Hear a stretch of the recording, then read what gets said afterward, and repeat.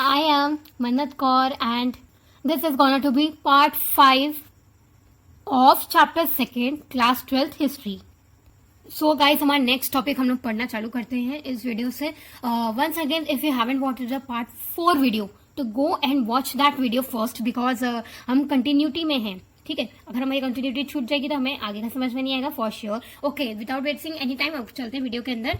तो पार्ट 4 में आपको किसके बारे में पढ़ना है? कॉइन्स. पार्ट 5 में कॉइन्स एंड किंग्स के बारे में. सो जो किंग्स होते थे वो क्या बनाते थे? आपके कॉइन्स बनाते थे. Why? Because it is obvious that trade की बात हो रही तो कॉइन्स की तो बात होगी ही. So we gonna to study which kind of coins they were using at that time. और मेटल के होते थे, सोने के होते थे. We all gonna to discuss. First of all, the study of coins is known as numismatics. So what does a numismatic do? What does a numismatics do? Script. Coin के ऊपर जो स्क्रिप्ट लिखे हुए उसके बारे में वो जानकारी देंगे. इमेज, जो इमेज वहाँ पे रिप्रेजेंटेटिव जो भी बने हुए हैं उनके बारे में उनको पता रहता है, बताते हैं किस टाइप ऑफ मेटल से वो कॉइन आपका मेड हुआ है, वो न्यूमिस्मैटिक को पता रहता है. एंड वेयर, कहाँ से हमें वो कॉइन फर्स्ट किस जगह में मिला वो भी हमें न्यूमिस्मैटिक ही बताते हैं. So the term is numismatic, very very important, inverted commas. So coins मिल रहे हैं, what we can infer, उससे हम लोग क्या इन्फर कर सकते हैं कि वहां पे बहुत ज्यादा एक्सचेंज हुए करते थे, ट्रेड बहुत ज्यादा अबेंडेंस में हुआ करता था. पंच मार्क की नहीं क्या होता है? मान लो आप एक कोई भी मेटल लो. खैर मेटल के ऊपर क्या होता है मैं बता दे रही हूँ. मेटल के ऊपर एकदम स्टैंप रख देते हैं तो उससे क्या होता है, उसका पूरा प्रिंट आ जाता है उस सरफेस पे, उसको बोलते हैं पंच मार्क्ड. या अभी आप क्या कर सकते हो, little bit funny but you can try. आप एक आटा लीजिए गूंदा हुआ, उसके ऊपर आप कीजिए कोई भी मार्क्स का ऐसे स्टैम्प कीजिए तो प्रिंट हो जाता है. सेम वही punch mark in a metal surface, वहां पे मेटल सरफेस पे हुआ. अबेंडेंस में बहुत सारे कॉइन्स के एक्सकवेशंस मिले. तो what is a work of a numismatics का क्या काम होता था? जितने भी हमारे कॉइन्स मिले वो कौन कौन की कंट्रीज से ट्रेड करती थी इंडिया, वो लोग ये बारे में सोचते थे. वो लोग ये सोचते थे okay we got a coin of a Magadha, we got a coin of and Gandhara, we got a coin of and Hastinapur. तो देख रहे हो how they are making assumptions, कैसे बना रहे हैं वो लोग. तो इसी से वो लोग इन्फर करके निकालते थे कि किस कमर्शियल पर्पस के लिए, कौन सी कंट्रीज के लिए, कौन सी स्पेसिफिक कंट्रीज के साथ वो लोग ट्रेड करते थे. So how we can conclude that कि वो लोग ये पता करते थे कि कहाँ पे ट्रेड चल रहा है. Numismatics. So who issued all these coins? So we can infer that. अभी तो हमने टूडे अपना सिनेरियो फिर देखे तो हमारी तो गवर्नमेंट इश्यूज करवाती है, but at that time who are going to face this all problems? तो कौन करता था? प्रॉब्लम्स नहीं बोल सकते पर या who going to do this all work? तो कौन इशू कराता था? Specific ruling dynasties, for example Maurya dynasty हो गई, उनके किंग्स चंद्रगुप्त मौर्य, अशोका द सम्राट. तो ये दोनों मिलके अपने कॉइन स्पेसिफिक रूलिंग डायनेस्टीज बनाती थी अपने कॉइन. और not only the Kings and the kingdoms but also the merchants, your big merchants, abundance of bankers, townspeople, those who are prestigious, those who have a post at that time, तो वो लोग बनाया करते थे. So I hope you have cleared this topic. If you have any doubt and if you have not subscribed my YouTube channel, go and subscribe if you are understanding and learning something from this channel. And if you have any doubt, comment it below. So my people, according to me, this is only in your hands कि आप अपना representation कितना attractive बनाते हो अपने question paper में. ठीक है, this is a wheel type for retention और आपको याद जल्दी से अच्छे से हो जाए. So that's why I make a wheel for you. पर अपने मान लीजिए आपने क्वेश्चन पेपर में आपने ऐसे लिखा, पर अपने कंटेंट को कम मत कीजिए. अब वो content must be written over there, है ना. अपने कंटेंट को तो एकदम स्पेसिफिक रखिए, अच्छा रखिए, और इंक्लूड कर सकते हैं, दैट्स अ गुड. बट अगर उसको एक्सक्लूड करेंगे तो this is not going to work. क्योंकि अगर आप अट्रैक्टिव बना रहे हैं और आप अपनी मटेरियल्स, अपनी चीजें वहां रिप्रेजेंट नहीं कर रहे हैं तो नो यूज. तो कीप इन माइंड कि 8 मार्क्स के क्वेश्चन को आप कैसे रिप्रेजेंट कर सकते हैं in a better and a specific manner. So इस टॉपिक में क्या है, 6th सेंचुरी BC में अब क्या हो रहा था, अर्लीस्ट जो कॉइन्स हुआ करते थे वो कौन से हुआ करते थे? गोल्ड में आपको कॉइन्स मिलेंगे या तो आपको सिल्वर्स में मिलेंगे. सो ऐसे कॉइन्स, सबसे पहले कॉइन्स या फर्स्ट कॉइन्स जिनमें नेम्स एंड इमेजेस बनाई गई, तो वो कॉइन्स आपके किसके अंतर्गत में आएंगे? आपके इंडो ग्रीक कॉइन्स। क्योंकि उन लोग क्या कर रहे थे, मान लो कॉइन है, उसके ऊपर राजा की रिप्रेजेंटेटिव फीचर्स, उसका फोटो वहां बना हुआ है। ठीक है, इंडो ग्रीक कॉइन्स इंडिया में पहली बार कब आए थे, या इंडो ग्रीक्स इंडिया में कब आए थे? North west 2nd century BCE में वो इंडिया आए थे। So you have to learn that first coin made which were made through images, which coins which were used by images, तो आप लोगों को बताना है Indo Greek coins. Now third, first gold coins किसने बनाए? तो कुशानर्स ने बनाए। सो जो गोल्ड कॉइन्स है ना, वो रोमन एम्पायर के गोल्ड कॉइन्स के से मैच करते। सो दोनों की गोल्ड कॉइन्स का वेट जो रहता था एक जैसा ही रहता था, सेम। सो हमें क्या समझना है, रोमन एम्पायर का जो गोल्ड कॉइन था और फर्स्ट गोल्ड कॉइन जो कि खुशानस ने बनाया था, दोनों कॉइन्स के वेट्स जो थे सेम थे। नाउ पार्थेनियन रूलर जो कि ईरान की डायनेस्टी, सो सेम उन जैसे ही कॉइन्स बनाए गए। And we all know about the stuff of Roman empire की वहां के लोग बहुत ज्यादा ट्रेड करते थे, वहां की स्पाइसेस बहुत ज्यादा फेमस थी, हम लोग ने अभी पढ़ा था। और रोमन एम्पायर में ना साउथ इंडिया में बहुत सारे होर्ड्स मिले हैं, मतलब कि तिजोरियां मिली हैं, जिसके अंदर हमें बहुत सारे गोल्ड कॉइन्स मिले हैं जो कि रोमन एम्पायर के ही हैं। ना फोर्थ मोस्ट स्पेक्टिकुलर कॉइन्स जिन्होंने बनाया, बहुत ज्यादा आकर्षित, बहुत ज्यादा अट्रैक्टिव कॉइन्स थे, बहुत सुंदर थे, है ना। तो वो किन्होंने बनाए? गुप्तास ने बनाए, क्योंकि पॉपुलैरिटी बहुत ज्यादा बढ़ गई। जो गुप्तास लोग ऐसे रिच भी थे, हम लोग जानते हैं, उनका पढ़ के आ चुके हैं कि गुप्तास का क्या सिनेरियो था। जो कि ये गुप्तास लोग लॉन्ग ट्रेड करते थे एंड अबंडेंस में प्रॉफिट गेन किया करते थे। नाउ नेक्स्ट टाइप टॉपिक, इसी का सब टॉपिक है योद्धास, जो कि एक ट्राइबल रिपब्लिक कम्युनिटी। एंड ये हमें कहाँ मिलते थे? पंजाब एंड हरियाणा में मिलते थे हमें योद्धास। And when they start their first coin in the 1st century CE में इन्होंने कॉपर कॉइन्स अपने बनाना चालू कर दिए। सो हमने बहुत सारे गोल्ड कॉइन्स के बारे में पढ़ लिया है। जो चैप्टर की एंड डेट है ना, इस लास्ट चैप्टर के लास्ट में जो डेट दी है आप लोगों की 6th सेंचुरी CE के ऊपर आप देख रहे हो जो डॉट लगा हुआ है, मतलब क्या है? That it is not confirm कि यही डेट है, आगे पीछे डेट हो सकती है। कि गोल्ड कॉइन्स मिलना अब बहुत ज्यादा कम हो गए हैं, हम इस सेंचुरी BCE में पता लगाए। Now the scenario is 2 type के वो आए, क्या बोलते हैं, स्कॉलर्स आते हैं। वन सेज दैट कि रोमन एम्पायर के साथ इंडिया का ट्रेड बहुत कम हो गया था and due to this economic crisis भी इंडिया को फेस करना पड़ा था। And due to this India is not gaining any kind of profit at that time. So 6th century BCE में इस कारण गोल्ड्स का रोमन एम्पायर में डिक्लाइन हो गया था, बहुत ज्यादा कम हो गए थे। What the second scholar says, this is that the circulation of the gold coins were increasing due to when the start of a 6th century, है ना, बहुत ज्यादा इंक्रीज हो गया था circulation of the gold coins. हम लोग क्या जानते हैं कि होर्ड्स भी मिलते थे, लोग संभाल के बहुत ज्यादा रखते थे, ठीक है। दिस इज दैट कि लोग संभाल के गोल्ड कॉइन्स नहीं रख रहे थे, बहुत ज्यादा इन्वेस्ट कर रहे थे, बहुत सारी डेली नेसेसिटीज की चीजें खरीद रहे थे, अपना डेवलपमेंट कर रहे थे। That's why we can not got any gold coins because they all get consumed, वो कंज्यूम्ड हो चुके थे और खत्म हो चुके थे। And they also says that कि आगे जाके बहुत ज्यादा रिसाइकल कर करके यूज कर रहे थे उन लोगों को गोल्ड कॉइन्स को। That's why the also reason कि हमें गोल्ड कॉइन्स नहीं मिल रहे थे 6th सेंचुरी CE में। Hence, they both are the two perspectives. Now, guys, we are coming with the next topic जो हम लोगों को पढ़ना है back to basics.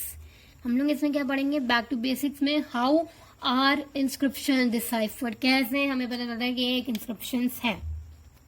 Before starting this topic, we have to do something that is to understand the difference between a script and a language.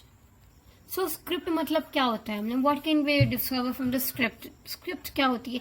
Which is written, which is a kind of a लिपि।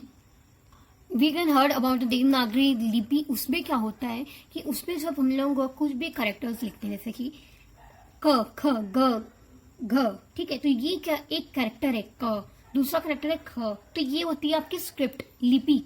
समझ रहे हो? ये word जो है क, ख, ग, तो ये क्या आपकी लिपि है, स्क्रिप्ट है। सो ये जितने भी साइंस है, क ख ड से पूरा ज्ञ तक, है ना, तो इन सबको हमने क्या बोल दिया, स्क्रिप्ट्स बोल दिया, साइंस बोल दिया, है ना, ये सब साइंस है, सिंबल है। सो हिंदी स्क्रिप्ट कैसे लिखी जाती है, क ख ड, उन्हीं को पूरा मिला के ही लिखी जाती है। और संस्कृत भी इसी स्क्रिप्ट को लेके लिखी जाती है, बोथ हिंदी एंड संस्कृत इसी स्क्रिप्ट को लिखी जाती है। और उसको हम लोग क्या बोलते हैं, लैंग्वेज बोलते हैं, नॉट अ स्क्रिप्ट। उसको हम लोग क्या बोलते हैं, वर्ड्स को मिला के जब एक शब्द बनाते हैं, है ना, उसको क्या हम बोलते हैं, language. So language indicates what, हमारी स्पोकन को इंडिकेट करती है, communication of spoken indicates language. Now deciphering Brahmi, Brahmi script के बारे में हमें पहले बिल्कुल भी कुछ नहीं पता था। सो हमने कैसे उसके बारे में पता किया। Now modern Indian language, the modern Indian, तो इनकी जो मदर स्क्रिप्ट है वो क्या है, ब्राह्मी है। अशोकन स्क्रिप्ट जो बोलते हैं वो ब्राह्मी ही लैंग्वेज से यूज की गई है। सो प्रेजेंट डे की जो मॉडर्न इंडियन लैंग्वेज का जो बेस है वो ब्राह्मी है। सो लेट 18th सेंचुरी को हम लोग कैसे लिखेंगे, 1701 800 CE। ठीक है, ये कॉन्सेप्ट पढ़ा चुका है, अगर आपने वो वीडियो वॉच नहीं की है तो go and watch that video, आपको ये कॉन्सेप्ट समझ में आ जाएगा। ठीक है, नाउ यूरोपियन स्कॉलर्स एंड पंडित लोगों ने एक कम्युनिटी बनाई। उन्होंने बैठ के क्या किया, बंगाली एंड देवनागरी स्क्रिप्ट को उन्होंने लिया, मैच किया प्रेजेंट डे की बंगाली स्क्रिप्ट से एंड देवनागरी स्क्रिप्ट से, एंड पुरानी जो हमें ब्रह्मी मिल रही थी, इन दोनों को उन्होंने कंपैरिजन किया। ठीक है, स्कॉलर्स एंड पंडित लोगों ने। तो उन्होंने डिफरेंट पता किया कि ब्रह्मी स्क्रिप्ट में ई को कैसे लिखते हैं, है ना, बंगाली में कैसे लिखते हैं, तो इन्होंने डिफाइफर कर लिया और ब्रह्मी स्क्रिप्ट हमें बिल्कुल पता चल गई कि कैसी होती है। सो टाइमलाइन कब पता कर लिया इन्होंने कि ब्रह्मी इज डिफाइफर्ड 1838 में, आपका पता चल गया। सो ब्रह्मी हमारी क्या है, स्क्रिप्ट है।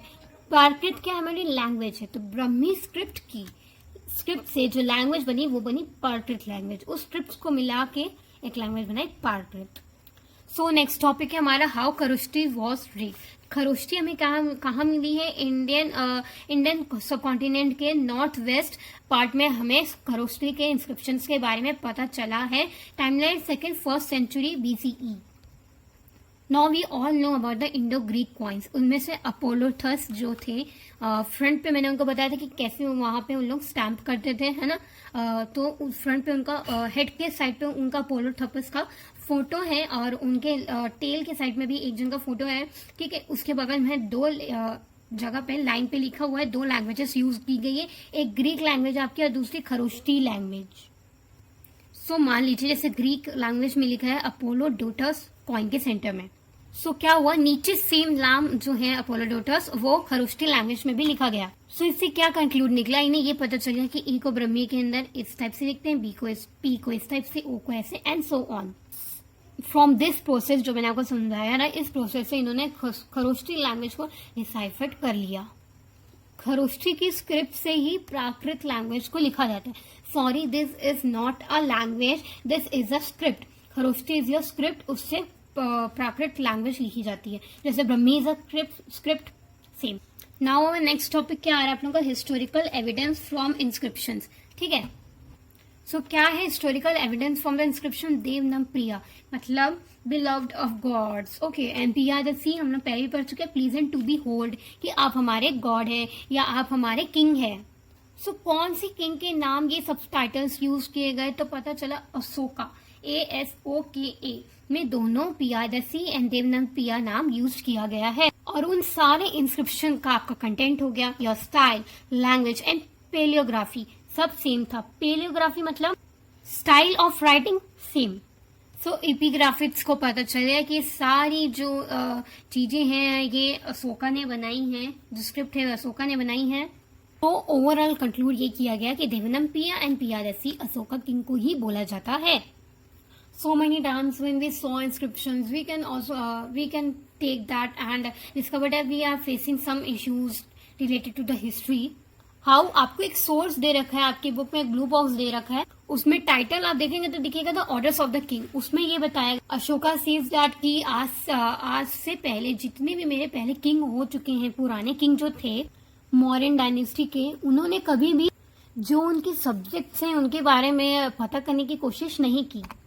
But I am appointing some waiters like prativedakas, जो कि इन्होंने बताया कि मैं बहुत सारे प्रतिवेदकास को, रिपोर्टर्स को अपॉइंट कर रहा हूँ। कि वो लोगों को टाइम टू टाइम चेक करे, देखे और उनकी प्रॉब्लम तुरंत किंग अशोका को बता दे। कौन?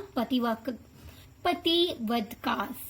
नाउ क्वेश्चन अराइजेस दैट कि सच में ऐसा था या अशोक अपने आप को ओवर एक्सराइट करके अपने आप को ज्यादा महान बताना चाहते हैं, और अभी इन्होंने या फिर ये ऐसी खाली अपनी एबेंडेंस को बढ़ाने के लिए, अपने आप को बहुत ज्यादा प्रेस्टिजियस दिखाने के लिए ये सब टाइटल्स और ये सब इंस्क्रिप्शंस के बारे में बता रहे हैं। ठीक है, अभी हम लोग जानते थे एंगेशंस ऑफ द किंग कलिंगा, जो इन्होंने कलिंगा का वॉर लड़ा था, जो कि प्रेजेंट डे ओडिशा में है।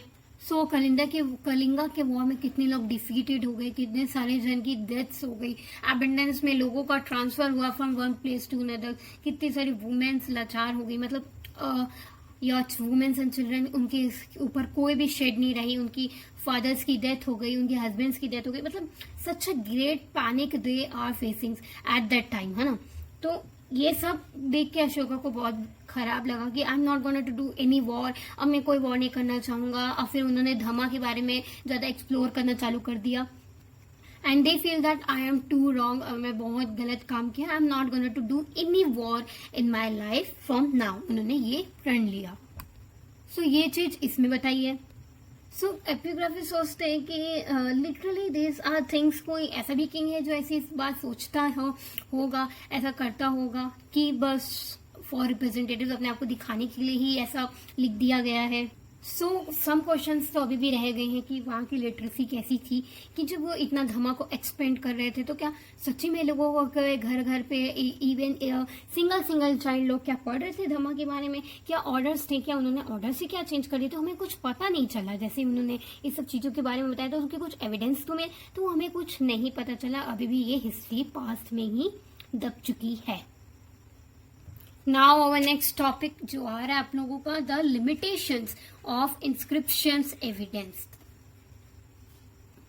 अब इस टॉपिक में क्या है कि जितने भी हमें इंस्क्रिप्शंस मिल रहे हैं, वी डिस्कवरिंग न्यू स्टोरीज, जितनी भी हम स्टोरीज पढ़ रहे हैं, so obvious that they have some restrictions, some खामियां, है ना कुछ तो गलतियां होंगी ही, कुछ रिस्ट्रिक्शंस ऐसे होंगे जो किसी भी कार्य को होने से रोक रहे होंगे। तो ये सब के बारे में हम देखेंगे। सो आई रिमेम्बर दैट कि ये वाला टॉपिक मेरे टाइम बोर्ड्स में आया था या उसके बाद वाले सैम्पल पेपर में आई सॉ दिस क्वेश्चंस। तो ये बहुत इंपॉर्टेंट क्वेश्चन अभी से आप लोग अपने बना लीजिए। 8 मार्क्स के लिए आया था ये क्वेश्चन, और ये क्वेश्चन बहुत इंपॉर्टेंट इसलिए भी है क्योंकि आप एनसीईआरटी में वैसे बहुत ही स्पेसिफिक और एकदम कम दे रखा है, जो कि एकदम आप लोगों का एकदम ऑर्डिनेट मैं बोल सकती हूँ, ऑर्डिनेट है, एकदम अच्छे से दिया गया है। तो उसको एक अच्छे वे में रिप्रेजेंट कीजिए या लर्न कीजिए, इंपॉर्टेंट है। तो इसको तो एक स्टार मार्क करके रख लो और प्रिपेयर करना। सो फर्स्ट प्रॉब्लम क्या थी, फेंटली एनग्रेव कर रखा है, मतलब बहुत ज्यादा ही ऊपर से कर रखा है, एकदम जल्दी में किया हुआ कर रखा है, तो समझ में नहीं आता कि व्हाट इज एक्चुअली रिटर्न। या ऐसा भी हो सकता है कि इतने साल पुरानी है तो एनग्रेव उसका शार्प एनग्रेव निकल गया हो और हमें उस वर्ड का क्लियर कट नहीं मिल पाता।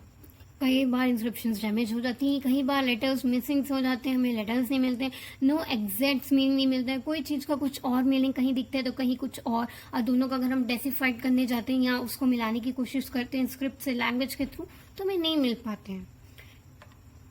तो प्रॉब्लम इज डिफरेंट स्कॉलर्स है, अलग अलग स्कॉलर्स हैं, डिफरेंट व्यू, कोई स्क्रिप्ट को ऐसे बताता है, कोई स्क्रिप्ट को अलग बताता है, डिफरेंट व्यूज होते हैं। तो कोई अभी हमने देखा था एक सिनेरियो था जो गोल्ड कॉइन्स को एक जन पॉजिटिव वे में ले रहा था कि हाँ गोल्ड कॉइन्स इसलिए नहीं बचे जो कि वो डिमोलिश हो गए थे, डिस्ट्रॉय हो गए थे। एक जन बोलते हैं कि गोल्ड कॉइन्स इसलिए नहीं मिले हमें क्योंकि वहाँ के लोग बहुत ज़्यादा कंज्यूम करने लगे थे, बहुत ज़्यादा अपने आप को बिल्डअप करने लगे थे। तो डिफरेंट स्कॉलर्स की डिफरेंट सोच है, तो इससे हम ये रिलेट कर सकते हैं कि इस कारण भी है जो हमें नहीं मिले। Discovered but not deciphered publish translated, ठीक है, डिस्कवर्ड की बात अच्छे से ट्रांसलेटेड नहीं गई है कि ब्रह्मी है, ब्रह्मी खरोष्टी तो आती नहीं हमें ना, स्क्रिप्ट लैंग्वेज नहीं आती हमें, इंग्लिश और हिंदी आती है ना, तो उस समय अच्छे से पता नहीं चल पाया कि ये सब चीजें जो थी किस हिसाब से चल रही थी। So one problem is also that कि डे टू डे लाइफ की एक्टिविटीज के बारे में ज्यादा पता नहीं चला है, यूनिक इवेंट्स के बारे में ही उन्होंने अपने इंस्क्रिप्शंस में, मैन्यूस्क्रिप्ट्स में या अपने स्क्रिप्ट्स में या लैंग्वेजेस में मेंशन किया है पेजेस में, ठीक है, जब या बर्थडे हो गया, सेरेमनी हो गई उसमें, तो हम अच्छे से रिलेट नहीं कर पा रहे, डे टू डे लाइफ में पता चलता तो हमें हो सकता है हमें मोर इंस्क्रिप्शंस मिलते, एविडेंस और ज्यादा मिलते। इकोनॉमिक्स एंड पॉलिटिकल हिस्ट्री के बारे में भी अच्छे से नहीं पता चला, क्योंकि किंग्स जो थे वो कमीशन थे, वो पे करते थे जो भी उनके इंस्क्रिप्शंस के बारे में लिख रहा है ना, तो कॉमन कॉमन फार्मर क्या सोच रहा है क्या नहीं, I don't like the king या I like the king the way he treats और द वे ही रूल्स, तो हमें नहीं पता चल पा रहा था। हमें केवल स्प्रिंग्स में जो इंस्क्रिप्शन या मैन्युस्क्रिप्ट में मेंशन किया है हम वही बोल पा रहे हैं, जैसे अशोका का केस अभी हम देख लिए थे। Now one thing is more positive side and exertions ना, उन लोग अपना मतलब मान लो अशोका ने बताया कि अपने पॉजिटिव साइड्स ही बताया, नेगेटिव साइड्स नहीं बताए गए हो, या उन्होंने जो इंस्क्रिप्शंस में लिख दिया वही तो हम लोग मानते हैं ना। हम लोग नॉर्मल पीपल फार्मर हाँ वुमेन्स के बारे में क्या था कुछ नहीं बता सकते, बल्कि जाताकस के बारे में हम लोग ने चैप्टर्स में पढ़ा भी था कि कॉमन पीपल के मन में जब राजा अपना भेष बदल के जाते कि what the people of that country thinks about me ना, तो उसमें थोड़ा बहुत पता चला पर not in a exact manner. So these are the some limitations and inscriptions evidence of inscriptions evidence. तो ये सब कुछ लिमिटेशंस एंड रिस्ट्रिक्शंस है ना इंस्क्रिप्शन एविडेंस की। So guys finally the chapters is over now. So all guys, that is for the video, today's video we made in our chapter number 3. Then until then, bye bye, tata, take care. Thank you.